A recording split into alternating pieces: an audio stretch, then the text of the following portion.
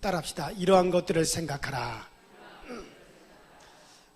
이 베드로가 이 베드로 후서를 쓸 때는 정말 노쇠한, 이제 나이가 많아서 죽을 날이 임박했어요. 물론 이제 베드로가 나이 많아서 순교당하기는 했지만은 정말 노쇠한 사도가 되었습니다.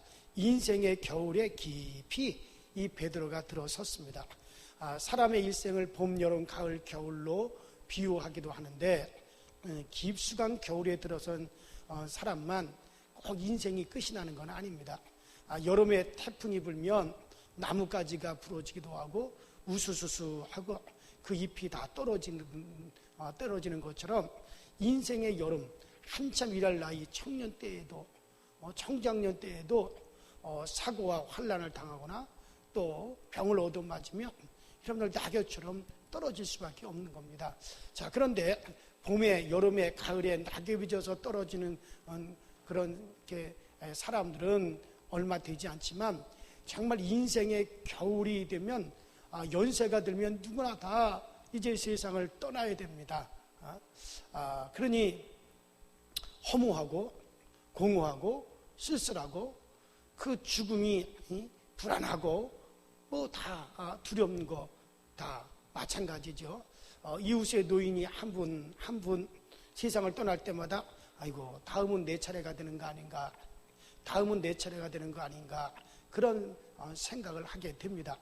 그러나 여러분들, 예수를 믿는 우리는 절대로 그렇지 않습니다. 베드로는 그렇지 않습니다. 그날이 가까워오면 천국이 가까우니 오히려 소망이 넘치고 소망이 차오르게 되어져 있습니다. 여러분, 이 지구촌에서는 아무리 아름다운 정말 살기 좋은 파라다이스 같은 낙원 같은 도시를 건설한다 하더라도 반드시 경찰서도 또 병원도 무덤도 또 시체를 태우는 화장터도 쓰레기장 화장실 같은 것도 같이 건설할 수밖에 없습니다. 그러나 여러분들, 천국에는 그런 것이 없습니다. 여러분들, 천국에는 병원이 없습니다. 왜? 병이 없으니까 병원이 없습니다. 감옥이 없습니다. 왜? 죄가 없으니까 감옥이 없습니다. 죽지 않기 때문에 무덤도 없습니다. 시체를 태우는 화장터도 없습니다. 우리는 그 나라에 가서 영원히 살게 되어지는 겁니다. 우리는 거기서 주님과 가까이 눈과 눈을 또 얼굴과 얼굴을 대하면서 살게 되어지는 겁니다. 자, 이 베드로의 인생이 이제 겨울로 깊이 기울어져 가고 있습니다. 주님께서 베드로에게 그것을 가르쳐 주셨어요. 베드로야, 너 곧 육체의 장막을 떠나. 너 이제 천국으로 가게 된다. 베드로야, 너 이제 곧 이 육체의 장막을 벗어나게 된다. 여러분들, 이 편지를 쓰고 베드로는 얼마 안 있다가 이제 베드로는 순교를 해서 천국으로 이사를 가게 됩니다. 그러나 이 베드로는 주님께서 너는 이제 곧 너의 육신의 장막을 벗어나 천국으로 가게 된다라고 하는 그 주님의 계시를 받았지만 베드로는 절대로 두려워하지 않았어요. 베드로는 죽는 것이 두렵지 않았습니다. 오히려 주님 곁으로 가는 것이 너무나 베드로는 기뻤고 베드로는 너무나 그것이 소망으로 꽉 벅차 있었습니다. 그렇지만은 땅에 남아있는 땅에 남아있을 성도들을 생각하니 시험과 환난과 핍박과 유혹이 많은 세상에서 그 자기가 목회하던 그 교회 성도들을 두고 갈 생각을 하니 그것이 마음에 딱 가고 베드로에게 걸렸습니다. 그래서 자기는 이제 천국으로 가게 되지만은 이 땅에 남아있을 자기 교회 성도들을 생각하면서 이 두 가지는 저들이 꼭 너희가 기억하면서 살아야 되는데, 이 두 가지만큼은 너희들이 꼭 기억하면서 살아야 되는데, 그래서 간절한 마음으로 이 편지를 쓰는 겁니다. 자, 그래서 거기 12절에 보면 내가 항상 너희로 이것을 생각하게 하려 하노니 내가 이 장막에 있을 동안에 너희를 일깨워 생각하게 함이 옳은 줄로 여기노니 내가 힘써 너희로 하여금 나의 떠난 후에라도 필요할 때는 이런 것을 생각나게 하려 하노라 그랬어요. 이것은 그냥 생각하는 그런 생각이 아니라 기억하고 상기하라는 거예요.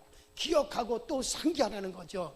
이런 것들을 잊지 말고 계속 정말 소가 되새김질을 하듯이 이런 것들을 잊지 말고 계속 되새기를 해라.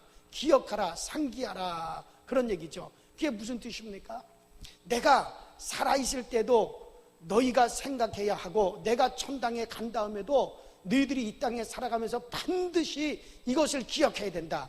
이 두 가지는 꼭 기억해야 된다라고 하는 그런 뜻입니다. 자, 그러면 그 두 가지 중에 첫 번째가 뭘까요?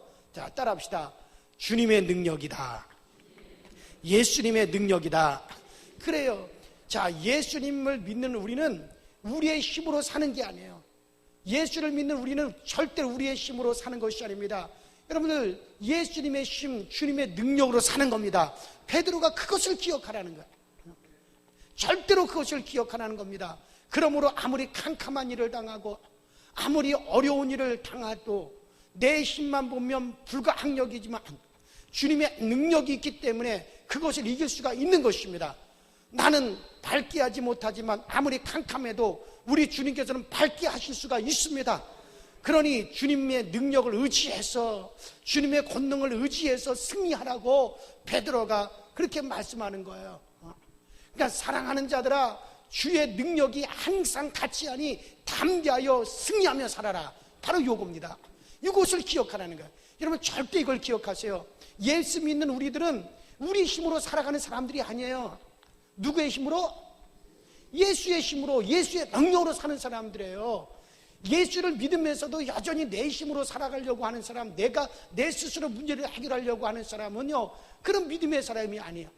내가 예수를 믿으면 그때부터는 이제 나는 나의 힘으로 살아가는 게 아니라 예수의 힘으로 살아간다. 나는 예수의 힘으로, 예수의 능력으로 살아간다. 이것을 항상 너희들이 알아서 담대하여 승리하며 살아가라는 거죠.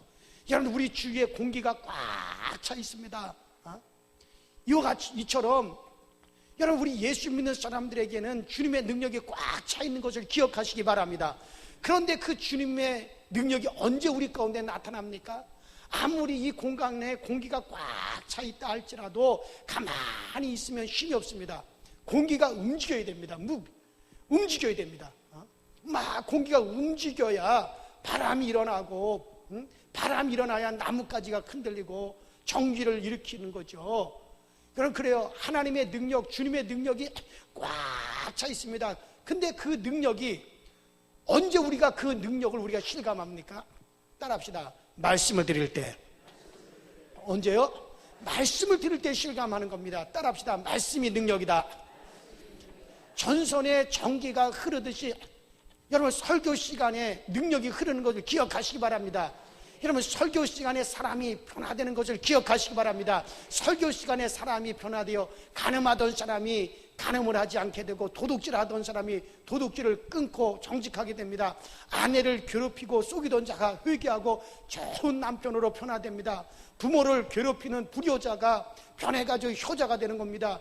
이혼을 결정한 사람이 설교 시간에 변화돼가지고 이혼을 하지 않게 되어지고 회개하게 되고 사랑하게 되어집니다.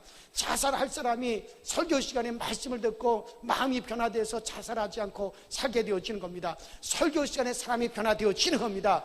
여러분들, 금방 변하는 사람, 몇 달면 변하는 사람, 오랜 세월 후에 변하는 사람이 있지만 반드시 변하게 되어져 있습니다. 그래, 왜 그랬습니까? 하나님의 말씀이 쏟아지는 곳에는 하나님의 능력이 흐르기 때문에 그래요. 이와 같은 심적인 변화뿐만 아닙니다. 우리 육체에도 놀라운 하나님의 능력이 흐르게 되었습니다. 제가 대구에서 목회를 할 때 이소자라고 하는 성도님이 있습니다. 이분은 걷지도 못하고 일어나서 몇십 미터를 걸어가지도 못하고 몸이 병이 들어가지고 아주 힘이 들어가지고 고통을 당하면서 살던 분들입니다. 예배당에 나올 때 겨우 이웃 사람의 부축을 받아가지고 교회에 나와서 앉아서 예배를 드렸습니다. 제 아내가 동네에 저하고 같이 돌아다니다가 전도지를 내밀어서 그분에게 전도를 했습니다. 그래서 교회에 나오게 된 분이에요. 이분이 그렇게 힘들지만 열심히 교회를 나왔어요. 대구 계명대 병원, 대구 동산병원이죠. 거기서 와, 이 사람은 정말 살지 못하고 죽을 사람으로 판정이 되었습니다. 열 몇 가지 병이 있었어요. 근데 이분이 정말 어린아이처럼 하나님의 말씀을 들을 때 기뻐했어요. 그렇게 말씀을 들을 때 기뻐했습니다. 어느 날 설교 말씀을 들을 때 갑자기 목사님이 설교하는 말씀에 힘취해가지고 말씀을 그냥 듣고 있는데 갑자기 전기가 자기 몸에 흐르듯이 몸이 찌릿하더래요. 몸이 찌릿하더래요. 내가 몸이 찌릿한 거 이상하다. 내가 왜 말씀을 때 몸이 찌릿할까? 그러고 난 다음에 이분이 걷기 시작하고 움직이기 시작하고 세상에 몇 개월 지난 다음에는 자기네 집에서 작은 호박이라고 이만한 호박을 머리에다 끙끙 메고 땀을 뻘뻘 흘리면서 세상에 몇십 미터도 걷지 못했던 분이 그것을 머리에 이고 와서 그것을 가지고 와서 저한테 목사님 우리 밭에서 작은 호박을 수확을 했어요. 그러면서 목사님한테 드립니다. 그걸 가지고 왔어요.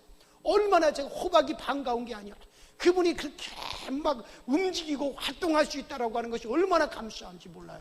그 모습을 보고 그분 남편이 예수 믿지 않던 남편이 교회를 나오게 되고 그 딸이 정말 간호사였는데 교회를 나오게 되고 그 사이가 물리치료사인데 그 사이가 교회를 나와서 등록을 하게 되어지고 할렐루야. 그렇습니다. 여러분들 말씀을 들을 때 말씀 시간에 말씀을 통하여 하나님의 능력도 함께 흐르는 겁니다.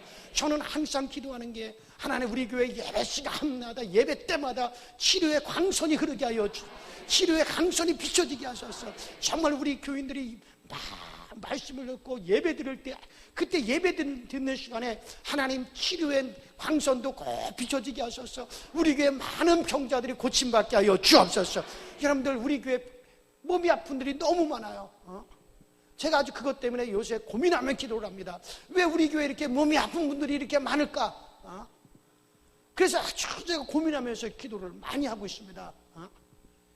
그래서 여러분들 우리 교회 몸이 아픈 분들이 빨리 치료가 되어지고 정말 통계적으로 여러분들 우리 교회 교인이 700명이라면 통계적으로 여러분 200명당 몸이 아픈 사람이 200명 되는 교회에 보통 몸이 아픈 분들이 20명 정도가 된대요.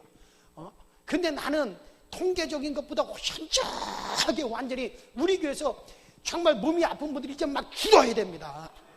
줄어야 돼. 그래서 하나님 예배 때마다 치료의 강선을 베풀어 주셔서 하나님 치료되어지는 역사 일어나게 하죠. 아주 간절히 제가 기도하고 있습니다.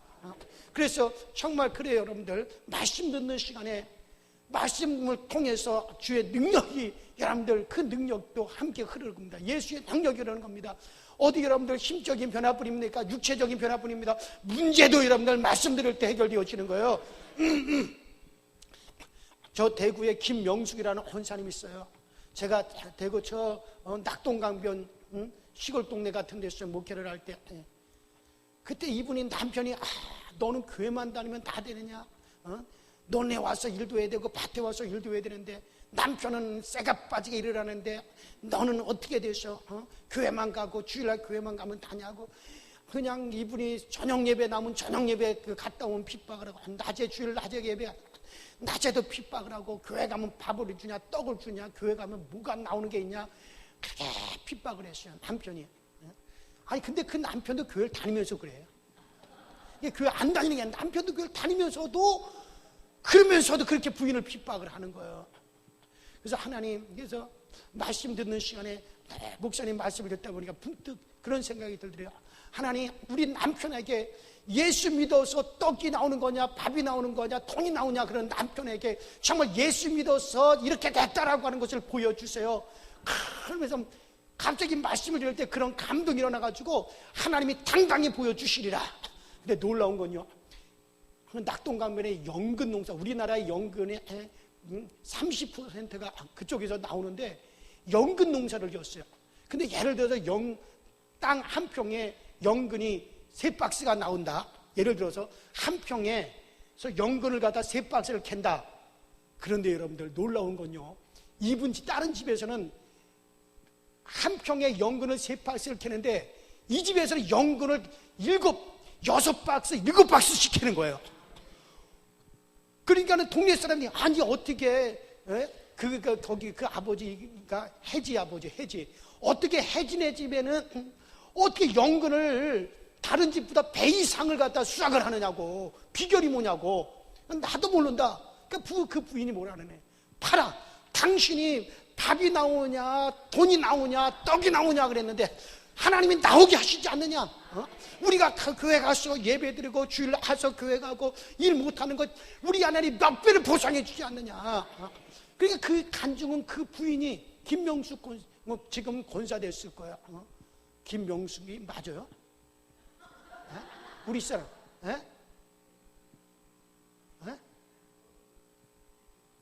권명숙. 죄송.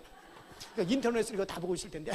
권명숙 권사. 지금 그때는 집사였는데 지금 권사요. 그래서 정말로 그렇구나. 여러분 그렇습니다. 말씀이 들을 때 문제도 해결되어지는 거예요. 말씀을 들을 때 여러분들 그 말씀을 통해서 주의 능력이 나타나. 그래서 베드로가 그런 겁니다. 정말 너희들은 분명히 알아라. 우리가 살아가는 것은 이것은 우리는 예수의 능력으로 살아가는 것이지 우리가 살아가는 건 우리의 힘으로 사는 것이 아니다. 이것을 너희들이 반드시 기억하라. 여러분들 근데 그 예수의 능력, 주님의 능력이 언제 나타납니까? 여러분들 말씀을 들을 때 나타나고 말씀이 내 안에 들어올 때 여러분들 그 능력이 나타나지는 것입니다. 그래요. 그렇습니다. 그리고 기도할 때 능력이 나타납니다. 따라합시다. 기도할 때 능력이 역사하신다. 그렇습니다. 기도 시간에 하나님의 능력이 역사합니다. 예수님께서도 기도 위에는 다른 길이 없다 그랬어요. 기도 위에는 이런 위에 능력이 나갈 수가 없느니라고 말씀하셨어요. 그래요. 주님께서 직접 하신 말씀입니다. 주여 어떻게 해야 우리도 귀신을 쫓아내며 병든 자가 고침을 받고 어떻게 우리에게도 이런 능력이 나타납니까? 주님께서 분명히 대답하셨습니다. 기도 위에는 이런 유가 나갈 수가 없느니라 그랬습니다. 그러므로 여러분 기도하시기 바랍니다. 기도할 때 이런 유의 능력이 나타나는 겁니다. 그래 기도뿐입니다. 오직 기도입니다. 엘리야는 기도로 하늘 문을 열고 닫았습니다. 죽을 자도 기도하며 살고 망할 자도 기도하며 흥하게 되는 겁니다. 기도하고 공부하는 학생은 망하지 않습니다. 기도하는 사업가의 사업은 망하지 않습니다. 망해도 다시 일어나게 됩니다. 기도하고 결혼한 사람은 절대 실패하지 않습니다. 이혼하지 않습니다. 덜컹덜컹해도 반드시 이기게 될 줄로 믿습니다. 기도하고 행하는 범사는 능력으로 역사하기 때문에 반드시 승리하게 되어져 있습니다. 그래요. 여러분들 미국의 자랑스러운 육상 챔피언으로 3번이나 올림픽에서 금메달을 딴 게일 딘이라고 하는 선수가 있어요. 게일 딘이라고 하는 선수의 이 간증을 제가 감명 깊게 들은 적이 있습니다. 그의 부모님은 매우 경건한 신앙입니다. 늘 기도하면서 주님의 뜻대로 살기를 원하는 그런 부부였습니다. 그런데 그가 고3 때 달리기를 해서 미국 전체에서 이 게일이라고 하는 이 선수가 미국 전체에서 1등을 했습니다. 그런데 올림픽 경기를 앞두고 골수염으로 온몸이 그만 허물어져 버렸습니다. 의사 선생님이 다리를 잘라야 된다고 했습니다. 그는 하나님이 사랑의 하나님이 나를 왜 이렇게 괴롭히십니까? 나를 사랑하신다는 하나님이 왜 이렇게 나를 괴롭히시나이까 하면서 하나님께 반항을 했습니다. 그때 그의 아버지가 말했습니다. 사랑하는 딸아, 사랑하는 딸 케이라, 하나님의 뜻을 우리가 다 충령할 수는 없다. 기도하고 인내하자. 우리는 하나님의 뜻을 충령하지 못한다. 그러면서 그의 아버지가 그렇게 기도하자고 말을 했습니다. 그러자 경건하고 믿음이 좋은 그의 어머니가 말을 했습니다. 여보, 기도는 무슨 기도예요? 그저 우리는 하나님께서 그렇게 다리를 잘라야 된다면 그 다리를 잘린 상태에서 그것을 우리는 받아들이고 그냥 살아가야 되지. 무슨 기도입니까? 제발 그런 말 하지 마세요. 기도하자는 소리 하지 마세요. 그러면서 이제 이 딸을 너무 괴롭히지 말자고, 이제 기도하자는 말은 하지 말라고 그 어머니는 그렇게 얘기를 했습니다. 그러나 그의 어머니는 그렇게 말을 해놓고도 기도방에 가서는 하나님 힘을 주세요. 제 딸에게 힘을 주세요. 저희 집에 힘을 주세요라고 기도를 했습니다. 이제 다리를 자르게 되었는데 이 게일 디니에게 갑자기 용기가 생기고 희망이 막 부풀어 오르면서 믿음이 생겼습니다. 내가 올림픽에 출전하여 금메달을 따리라. 그래서 의사가 칼로서 자기 다리를 자르려고 이제 수술을 하려고 할 때 내 다리에 손대지 마세요. 내 다리는 절대로 자를 수 없습니다라고 말을 했습니다. 의사는 아니요, 당신 다리가 썩어가기 때문에 이것이 점점점 자르지 않으면 다른 데까지 다 이상이 오게 됩니다. 이 골수염 이것은 지금 악성이, 이걸 절대로 이거는 다리를 잘리지 않고서는 안 됩니다. 그러나 이 딸이 얘기를 했습니다. 자르지 마세요. 내 다리를 절대 자를 수 없습니다. 휠체어를 타고 다니다가 하루는 다 일어나고 싶은 충동을 느꼈습니다. 그래서 부엌에 개수대를 잡고 일어났습니다. 비틀거렸지만 걸었습니다. 연습을 했습니다. 그런데 여러분들 놀라웠게 18개월 만에 올림픽에 출전해서 마침내 금메달을 땄습니다. 1996년도까지 3번이나 여러분들 금메달을 땄습니다. 의사의 진단으로 끝난 이 아이가 그 부모의 간절한 기도로서, 의사의 진단으로서는 완전히 끝난 이 아이가 그 부모의 간절한 기도로서 그 다리가, 죽어가는 다리가 다시 회복되어져 버린 것입니다. 여러분, 기도 시간에 능력이 흐르게 되어져 있어요. 기도 위에는 이런 유가 나갈 수 없는 이라고 주님께서 말씀하셨습니다. 다 망한 사업체가 기도해서 일어난 일이 정말 많습니다. 다 죽을 자가 기도해서 산 사람이 너무나 많습니다. 여러분, 기도는 하나님의 능력입니다. 기도할 때 능력이 흐르는 거예요. 여러분들, 나는 우리 교회가 많이 기도하는 교회가 되기를 바랍니다. 여러분들, 하나님께 많이 부르짖기를 바랍니다. 여러분들, 그래요. 불의한 재판장이 억울한 그 과부의 사정을 하니까는 그 과부의 사정을 들어주지 않습니다. 저 가난한 과부가 돈도 없고 뇌물 줄 것도 없는데 내가 그걸 들어주지 않겠다고 안 들어줬습니다. 그러나 이 과부가 매일같이 그 재판장의 대문에 가서 대문을 막 두드리면서 제발 나의 원한을 풀어주시오, 나의 원한을 풀어주시오라고 하루 이틀 사흘 나흘 계속해서, 그러나 이 불의한 재판장은 돈이나 받고 뇌물이나 받고 재판하는 사람인데 아무리 그 여자가 매일같이 와서 문을 두드리면서 통사정을 하더라도 들어주지 않았어요. 어느 날은 저 여자를 내가 들어주지 않으면 매일같이 와가지고 계속해서 나를 괴롭힐 텐데 안 되겠구나, 할 수 없이 들어주자. 그래서 불의한 재판장이 그 여자의 원한을 갖다 풀어주었다고 우리 주님께서 그렇게 말씀하고 있지 않습니까? 하물며 불의한 재판장도 번거롭게 하는 그 가부의 원한을 풀어주었거늘 하물며 너희 하나님께서 불의한 자냐, 불의하신 하나님이 아니지 않느냐. 하물며 너희 하나님 앞에 그렇게 간절히 매일같이 부르짖는 자의 원한을 왜 너희 아버지가 풀어주시지 않겠느냐, 반드시 풀어주시리라고 말씀하셨어요. 이건 우리 주님이 직접 말씀하신 것입니다. 그러면 나는 여러분들이 그런 심정으로 계속 부르짖기를 바랍니다. 그러면 우리 주님께 들어주시는 거예요. 여러분들, 기도할 때 제발 여러분들 간절히 기도하십시오. 소리를 내서 기도하십시오. 성경에 기도에 관해서 말씀할 때 다 부르짖으라고 나와 있지, 가만히 묵념하고 묵상하라고는 그런 구절은 성경에 한 구절도 없습니다. 다만 내 마음의 묵상이 주께 연락되기 원합니다 라고 하는 시편 기자의 간절한 바람은 나와 있어요. 그것도 우리 주님이 말씀하신 건 아닙니다. 시편 기자가 자기 마음의 묵상도 주님 앞에 연락되기 원하나이다, 그 시편 기자의 그런 바람은 있지만은 우리 주님께서 묵상하라고 말씀하시진 않았습니다. 어디 성경에 그런 구절이 어디 있습니까? 우리 주님은 다 뭐라 그랬습니까? 다 부르짖어라, 부르짖어라, 부르짖어라, 부르짖으라는 거 아닙니까? 성경 온통이 다 그렇게 하지 않았으면 하나님의 아들도 이 땅에 오셔서 얼마나 간절히 기도하는지, 여러분 저 밑에 있던 제자들이 예수님께서 기도하는 소리를 다 그들이 듣고 있었어요. 하나님의 아들도 그렇게 부르짖었다 그랬어요. 그런데 여러분들 왜 부르짖지 않습니까? 부르짖으세요. 우리 주님이 그렇게 말씀하시면 그런 줄을 믿고 해야 되는 거예요. 다른 이유가 없습니다. 뭘 그거에 대해서 기도하기 싫어하는 사람들이 이 핑계 저 핑계 대면서 꼭 소리를 내서 기도해야만이 되느냐? 가만히 있어도 하나님은 전능하시기 다르시다. 다 아세요. 다 아시지만 하나님이 부르짖으라고 그랬어요. 왜 하나님이 몰라요? 다 알죠.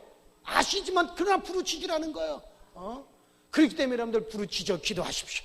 우리 교회에서 물론 여러분들 막 부르짖다가 그 다음에 여러분들 우리가 하나님 앞에 또 묵상할 수도 있습니다. 그러나 아예 처음부터 그냥 탁 하고 묵상하고 하고 그건 세상 종교에서는 하는 거예요. 우리 하나님은 부르짖으라. 너희는 내게 부르짖으라. 그러면 너희가 알지 못하는 그거 비밀한 일을 내가 너희에게 보여주리라 말씀. 성경 모든 데서 부르짖었어요. 정말 자기 자식을 위해서 애곡하듯이 그렇게 또 하라고 또 말씀하셨어요. 그러니 여러분들, 우리는 하나님 앞에 부르짖어야 됩니다. 주님이 그렇다면 다른 핑계를 댈 필요가 없어요. 그런가 보다 하고 받아들이는 게 제일 좋습니다. 그래요. 우리는 정말 이 주님의 능력, 그리고 바로 이 베드로가 지금 얘기하는 게 그거지 않습니까? 그래요. 너희가 세상에 사는 건 주님의 능력으로 사는 것이다. 이거 꼭 기억하라. 그리고 그 주님의 능력을 활용하면서 승리하는 자가 되어라. 그렇습니다. 그 다음에 우리가 잊지 말고 늘 기억하면서 상기해야 되는 것이 뭡니까? 베드로가 두 번째로 기억하라는 말씀이 뭡니까? 따라합시다. 예수님의 강림. 그래요. 예수님의 강림입니다. 예수님의 다시 오심, 예수님의 재림을 늘 생각하라는 겁니다. 주의 강림을 늘 생각하며 살아가라는 것, 이거를 잊지 말고 늘 기억하라고 베드로가 얘기하는 겁니다. 이건 꾸민 이야기가 아니다. 공교한 이야기가 아니다.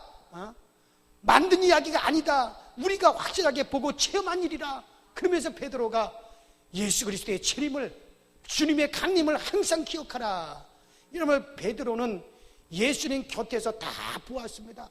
예수님이 물로 포도주를 만드는 것, 나병 환자를 치료하시는 것, 중풍병자를 고치는 것, 죽은 나사로를 일으키시는 것, 험한 바다를 우리 주님께서 조용히 그 일어나는 성난파들을 꾸짖어서 그것을 갖다 조용하게 하신 것, 떡 5개로 5,000명을 먹이는 걸, 이 베드로는 그 모든 것을 다 베드로가 주님 옆에서 다 지켜보았던 사도입니다. 그리고 예수님께서 내가 죽는다, 그러나 내가 3일 만에 다시 살아나 부활할 것이다. 그 말씀대로 예수님께서 부활하신 것, 내가 승천한다, 그러나 내가 성령을 너에게 보내준다라고 말씀하신 대로 주님께서 승천하시고, 그리고 주님께서 성령을 보내주신 것, 이거 다 베드로가 다 체험한 겁니다. 직접 다 경험한 겁니다.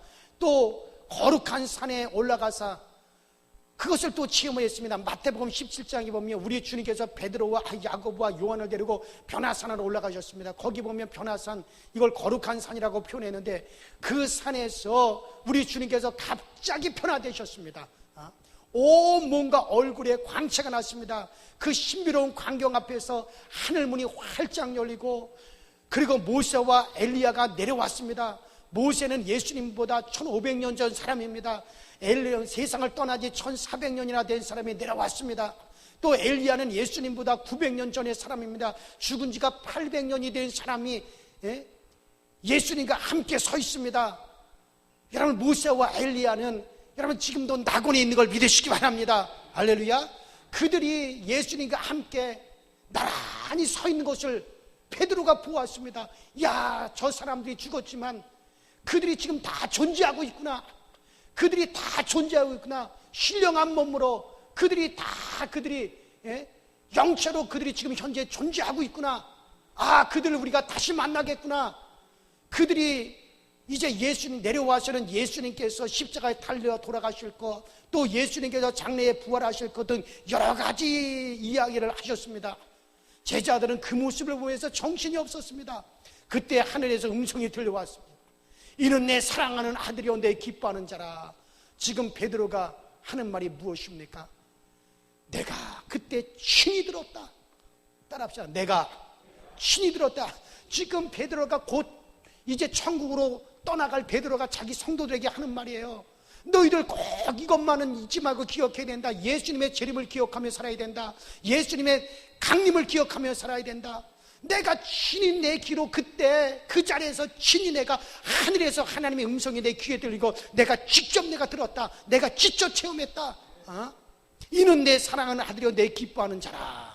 지금 베드로가 하는 말이 그겁니다. 내가 친히 들었다. 하나님께서 예수님을 내 사랑하는 아들이라고 말씀하신 것을 친히 내가 들었다. 그리고 우리 예수님께서 하나님의 아들이신 것을 내가 보았고, 그 능력을 내가 다 보았다. 그 능력이 지금도 흐르는 것, 예수님께서 다시 오시는 것, 이것은 절대로 내가 공고히 하는 얘기 아니다. 만든 이야기가 아니다. 꾸민 이야기가 아니다. 허황된 이야기가 아니다. 이것은 실제로 바로 되는 것이다. 절대로 이것을 잊지 말라. 할렐루야. 베드로가 그 얘기를 하는 거예요. 지금 며칠 있으면 이제 죽을 베드로가 남아있는 자기 교회 성도들한테. 그러나 더 중요한 것은 주님께서 오시는 것을 전제하면 우리는 주님께서 언제 오셔도 부끄러워지지 않게 어여치 그 예수님을 맞이할 수 있는 생활을 하루하루 우리가 하게 된다는 거죠.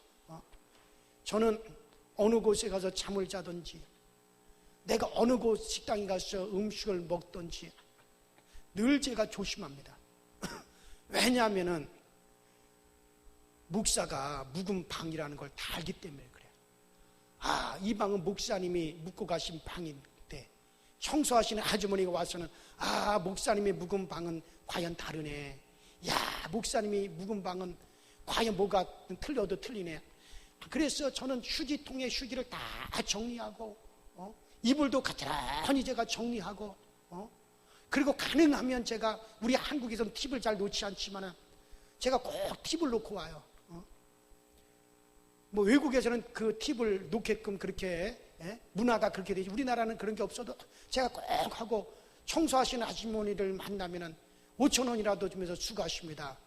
왜냐하면 내가 붕해를 가서 그 모텔이나 호텔에서 잠을 자면 교회에서 예약을 했어요. 저분은 목사님이라는 걸 다 알기 때문에 그래서 그분들이라도 과연 목사님은 다르구나 라고 하는 것을 알면서 은혜 받게 하려고 그래서 다 정리를 합니다. 휴지도 다 줘서 비닐에 넣고 타월도 내가 쓴 것들을 다 정리해가지고 그 탕 안에다 잘 가지런히 놓습니다. 깨끗하게 쓰고 언제든지 식당에서도 그렇습니다. 깨끗하게 분명히 어느 식당에 가든지 밥을 먹기 전에 기도를 하고 밥을 먹습니다. 식당 종업원들이 저분이 목사님이시로구나 다 합니다. 그래서 밥을 먹어도 깨끗하게 먹습니다. 이건 개밥인지 이건 뭘 비벼가지고 온통 아주 지저분하게 해놓지 않습니다. 밥알까지 다 먹어요. 과연 목사님이 다르구나. 예수 믿는 사람은 과연 다르구나. 뭐 그거 안 했다고 안 다르다는 건 아니에요. 그러나 여러분들 왜 그런 인식을 저는 심어주려고 여러분들 그래요. 어쨌든 애를 쓰는 거예요. 자, 베드로후서 3장 10절에 우리 주님께서 도적같이 오신다고 말씀합니다. 도적이 올 때 뭐 전화를 하고 옵니까? 미리 예고를 하고 옵니까? 그냥 옵니다. 그래서 베드로가 우리 주님께서 도적같이 오신다, 갑자기 오신다, 예고 없이 오신다라고 한 겁니다. 그런데 우리 주님께서 오실 때 우리가 부끄러운 자리에 있으면 어떡합니까? 술집에서 음란을 행하다가 좋지 않는 곳에서 죄를 짓다가 주님을 만나면 그거 어떻게 하겠습니까? 우리 주님께서 언제 오셔도 부끄럽지 않게 우리가 살아야 돼요. 매일매일 우리가 부끄럽지 않게 그날 떳떳하게 살아야 됩니다. 제가 어디 가든지 부끄럽지 않게 제가 행동을 해야 됩니다. 우리는 왜냐? 항상 예수님께서 그 주님의 강림을 늘 생각하며 살아라.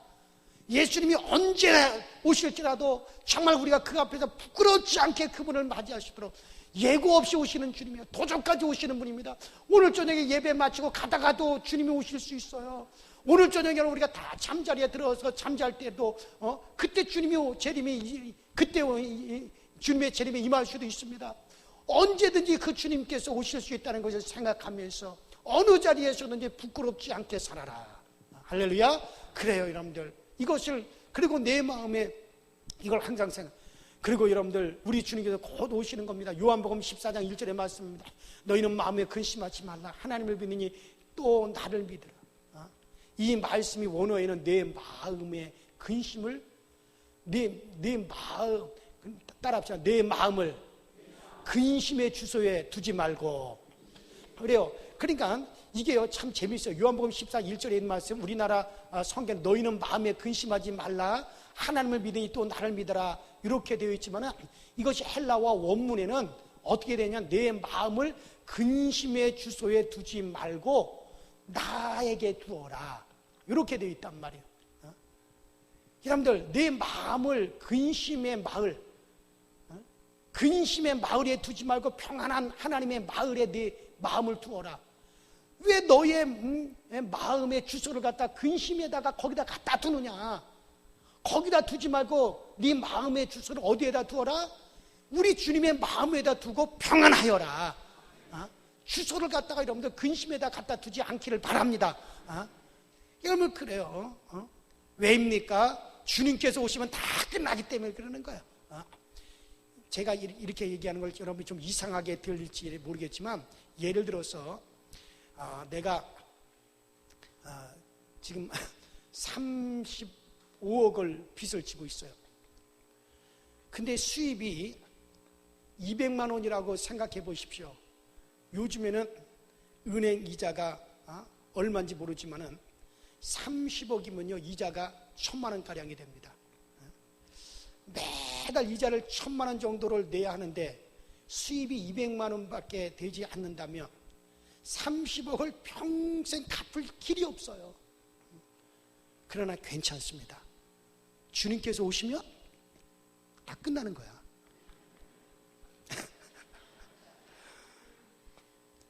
이 말씀을 듣고 남에게 빌린 돈을 갚지 않으면 안 됩니다.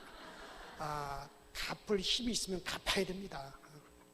제가 금호제일교회에서 교회 건축을 하고 35억을 빚을 졌어요. 35억. 그러니까 매달 이자만 1000만 원 이상씩 꼬박꼬박 내니까 너무 이자를 아까운 거예요. 야, 내가 교인들이 헌금한 그 돈을 왜 내가 은행 직원들 먹여 살리는데 써야 되나 이걸. 물론 뭐 지금은 뭐 그 교회 지금 돈 나올 길이 너무 많아요. 얼마 전에 어디에서 승소해가지고 90억 원짜리 승소해가지고 그것을 다 그 교회 소유가 되었어요. 저 기도원도 지금 팔려고 내놔서 뭐 그것도 한 20억 가까이 한 2,000평이 되니까 그것도 있고, 그 다음에 또 어떤 분이 또 헌금을 갖다가 30몇 억을 작정을 했는데 그게 또 이제 들어오게 되었고, 그래서 뭐 그걸 다 뭐 제가 그와 같은 길이 다 열려 있으니까는 내가 강서조일교로 떳떳하게 왔지 빚 잔뜩 져놓고 빚 못 갚아가지고 한 목사가 왔다 그런 소리 듣기 싫어가지고 그런데 처음에는 정말 제가 건축을 하고 당장에 이 돈 나가는 게 너무 정말 너무 아까운 거예요. 왜냐면 교인들이 헌금한 돈을 갖다가 다 어디 갖다 주니까, 은행에 갖다 주니까 이거를 선교를 위해서 써야 되고 교회를 위해서 써야 되고, 그러니까 너무 아까운 거예요. 그런데 하나님이 마음에 편안을 주시는 거예요. 현 목사에 평안하라. 하나님 제가 좀 평안하게 됐습니까? 그러니까 그 마음을 주시는 거예요.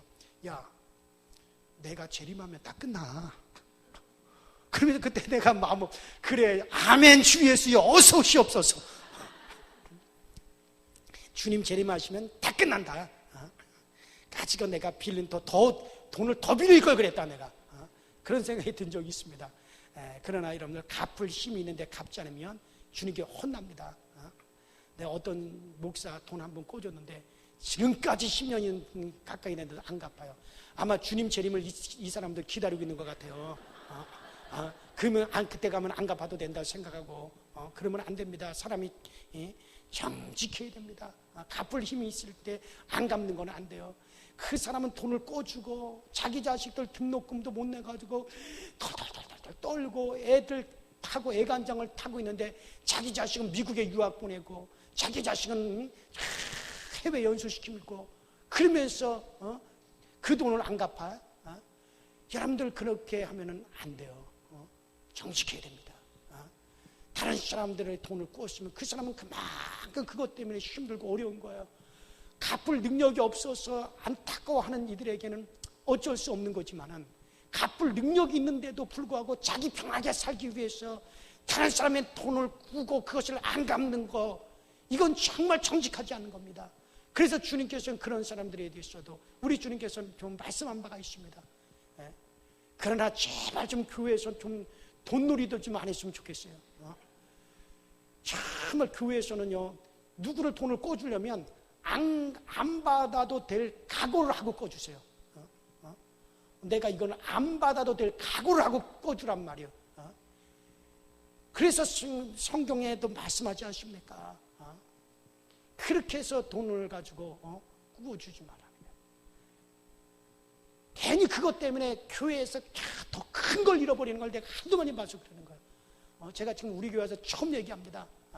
제발 교회에서 웬만하면 우리 교인들끼리 동거래 좀 안 했으면 좋겠어요.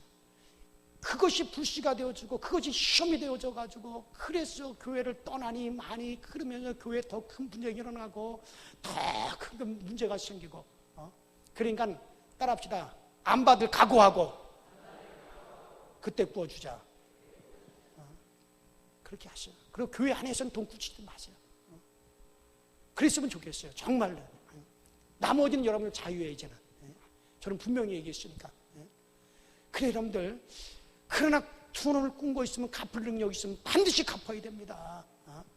그러나 도저히 갚을 힘이 없으면 따라합시다. 버티자. 주님께서 오시면 다 끝나는 거예요. 이것이 주님께서 오시면 모든 걱정이 다 끝나고 평안한 나라에 들어가 살게 된다는. 그러니 너희가 따라합시다. 너희 마음의 주소를 근심에 두지 말라. 여러분 그래요. 여러분들 이 세상에 아무리 많은 근심이 있고 걱정이 있고 염려가 있어도 주님 오시면은 다 모든 것이 끝이 나는 거예요. 세상 염려 근심도 다 순간적인 겁니다. 그러니 여러분들 그 나라에 편안하게 들어간다라고 하는 그런 뜻이죠. 그러니 베드로가 이 두 가지를 꼭 기억하라는 거예요. 첫 번째는 주님의 능력과 주님의 재림을 잊지 말라. 내가 세상을 떠난 다음에도 기억하고 기억해서 꼭 너희들 승리하며 살아야 된다. 우리 예수 믿는 사람은 자기 힘으로 사는 것이 아니라 주님의 힘으로 사는 것이다. 꼭 주님의 능력을 기억하면서 승리하며 살아라. 그 다음에 두 번째로는 주의 재림을 늘 생각하라. 주의 재림을 늘 생각하면서 평안한 마음을 가지고 살아가라. 주님께서 언제 오실지 모르니 부끄럽지 말게 살고, 언제 주님께서 재림하실지 모르니 우리의 마음을 편안한 데 두면서 그리고 살아가라. 이 두 가지는 너희가 꼭 잊지 말고 살아라고 베드로가, 정말 곧 죽음을 앞에 둔 베드로가 그의 성도들에게 부탁한 겁니다. 여러분들도 이 두 가지 사실을 꼭 기억하면서 여러분과 제가 꼭 열매 맺게 되기를 주의 이름으로 축원합니다.